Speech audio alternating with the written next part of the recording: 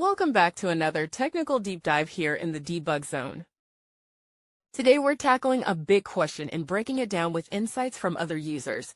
Hopefully this clears up some misconceptions and helps you get the answer you need. So buckle up, stay a little curious, and let's jump right in.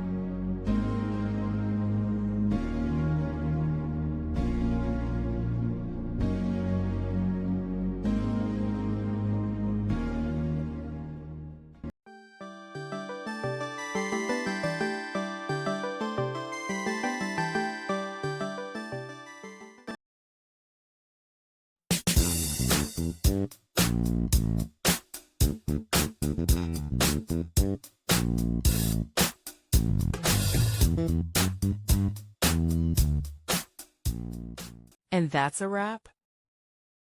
I hope you found the answer you were looking for. If you did, take a second to hit that subscribe button. It really helps out. And let me know in the comments which solution worked best for you. See you next time in the debug zone.